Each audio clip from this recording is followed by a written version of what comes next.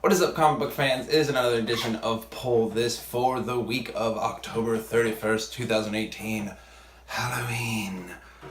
This actually isn't a special Halloween episode because there weren't enough Halloween books coming out this week. There were like 4, maybe 5, maybe 5. But there are too many good regular releases to go over this week to do a special Halloween episode, so we're going to do a normal episode featuring one Halloween book. Stay tuned to find out what it was.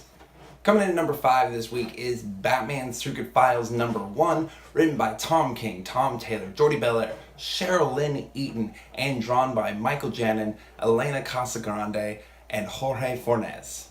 Alright, you can never have too much Batman. I believe we have 2 Batman releases this week, maybe even more if you count a Justice League tie-in book and Heroes in Crisis. There's a lot of Batman going on this week, but this one in particular has me excited because it has a ton of star talent behind it. You've got ongoing Batman scribe Tom King writing the story. You've got Tom Taylor, who's famous for Injustice 2 and X-Men Red. He's taking a story. Jordi Belair is another big name. There's a lot of big names attached to this book. I'm super excited for it. This book is exactly what the title suggests it is. It is just a collection of Batman stories you've never heard before. It reminds me kind of like one of those annuals where they just take a bunch of random stories you haven't heard before and toss them into one book. And I know that sounds bad, but like I actually really like those type of annuals where it's just they give new storytellers new avenues to tell stories that aren't really constrained by ongoing plots or anything like that. I really like those stories, so I'm really excited for this one. Plus, Michael Janin's on art. That guy is so goddamn good. I'm excited. I'm gonna pick this up for sure. I'm very stoked. Alright, and our number 4 choice this week is X-Men Black Emma Frost number 1, written by Leah Williams and drawn by Chris Bacalo. Alright, really? Leah Williams has 2 awesome books dropping this week with this Emma Frost book and What If Magic Was a Sorcerer Supreme. I had a hard time picking which one I was going to talk about. I only wanted to talk about one, but I wasn't sure. But in honor of X Month, kicking off tomorrow on AiPTcomics.com. Shout out Chris Hassan, who's been working his ass off putting it together. I decided I was going to do a little X-Men love this week and talk about X-Men Black Emma Frost. Also, make sure you check out Uncanny X Month. It's going to be super rad. Now, I was lucky enough to attend New York Comic Con this year, and I was at the X-Men panel where Leah Williams talked about this one-shot specifically, and she has such admiration and excitement for this character that is so pure and wholesome that I can't help but be excited for this book. Leah Williams brings an extensive amount of knowledge and passion about Emma Frost to this one shot. She even views the character not so much as a villain but more as an anti-hero, which is kind of a crazy take on Emma Frost because she's like definitely a villain. At least I always thought she was, so I'm really interested to see this take, see where it goes, and it should be a great book. I'm very excited. And our number 3 choice of the week is Old Man Logan number 50, written by Ed Brisson and drawn by Ibram Roberson.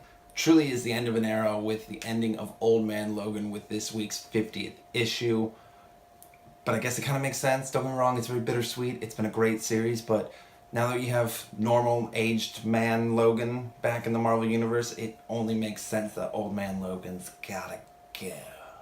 When Brian Michael Bendis brought Old Man Logan over from the Elseworlds-esque story that Mark Millar initially wrote and brought the character into the real Marvel Universe, I don't think anybody expected that he would stick around this long, let alone have his own ongoing title that lasted 50 issues. In the modern comic book market, 50 issues is no number to balk at. That's a long time. That's a lot of issues, and the whole creative team who worked on this should be super proud of it. Expect a very heartfelt yet violent and vicious send-off to the character that is totally worthy of the 50 issue mark. It should be awesome. It should be gory. It should have all the awesome old man Wolverine shit that you enjoy, plus Andrea Sorrentino's doing a sweet cover for it, so you got that going for it too. Definitely pick this one up. Didn't even realize it's another X-Men book. Look at that.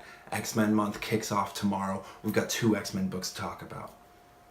That's cross-platform promotion right there. I mean, we are just on top of it at AiPT.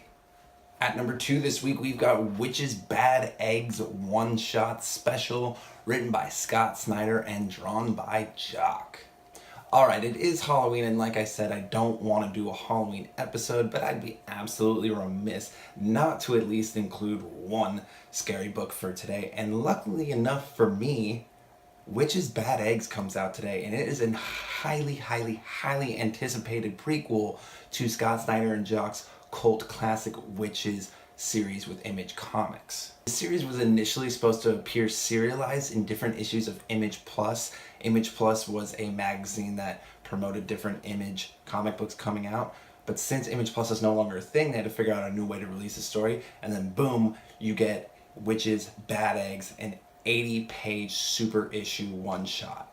Best part is this is a prequel one-shot. Prequel. Best part is this is a prequel one-shot, which means you don't have to know anything about the original series to dive into this. In fact, I've never read the original Witches series. I've heard nothing but good things. I know our own J.J. Travers absolutely loves this series, but you don't have to know anything to pick up this book and enjoy it. It's a prequel, it's a one-shot, it's meant to be able to be its own standalone story while still tying into the original series. So if you're like me and you haven't read the Witches series, this is honestly probably the perfect jumping on point. I know I'm gonna jump on now. I can't wait to see what it's all about. Everybody loves this book. I love Scott Snyder. Jock's art is super creepy. I mean, sold. Let's do it. Alright, and coming in at number 1 this week is Heroes in Crisis number 2, written by Tom King and drawn by Clay Mann. Oh boy. This is one of those comic book events that has 110% lived up to the hype for me. I absolutely love the first issue. I've read it 3 times. I was blown away. I am so in on this series. Cannot wait for more. That first issue was so spectacularly paced and did such a fantastic job showing the sheer and extensive shared trauma of all the inhabitants of Sanctuary that I've just been champing at the bit to find out what happened, to find out more, and to really dive into the brain space of all these traumatized heroes. One thing I do want to point out is how well DC is doing connecting this event to ongoing series in real time in context of the DC universe. Don't get me wrong, Metal and No Justice did a great job truly shaking the DC universe up. We're still seeing the ramifications of those 2 events, but Heroes in Crisis feels like it's happening in real time. You see Heroes in Crisis number 1 with that shocker of an ending immediately play out in the following issues of Green Arrow and Red Hood Outlaw number 27. Now don't get me wrong, I was not very happy with Red Hood Outlaw number 27. If you read the site, which you better read the site if you're watching this video. I'm pretty upset if you don't read the site and you're watching the videos. But if you read my review, you would know I was pretty upset by the way Jason Todd supposedly handled Roy Harper's death. But nonetheless, I appreciate the fact that DC is making this be a very personable, very emotional problem for the entire DC universe, and it is making waves across everyone's lives, and I really love that immediate impact it has. It feels really intimate. It's one of the most intimate events we've had in years. Tom King has truly mastered the comic book medium, especially with that signature 9-panel layout he does, and especially how he uses it in Heroes of Crisis. Plus, him and Clay Mann just work together so goddamn well. They have put together one hell of a story, and I for one cannot wait for the 2nd issue, the 3rd, the 4th, all of them. I think this is going to be a fucking incredible series. I cannot wait for more. This is my stamp guarantee of the week. Alright, and that about wraps it up for the week of October 31st, 2018, but hold on a second. We got a quick little bonus choice, because don't you dare think for a fucking second that I didn't know the Wildstorm number 18 is coming out this week, and although it's not on my top 5 because there were 5 other books that I had to talk about, I am still super fucking pumped about the Wildstorm. You better pick the Wildstorm up because it's fantastic. It is number 5.1 this week. It just barely didn't make the cut, but if you thought I wasn't going to talk about it, you don't fucking know me. I'll see you next week.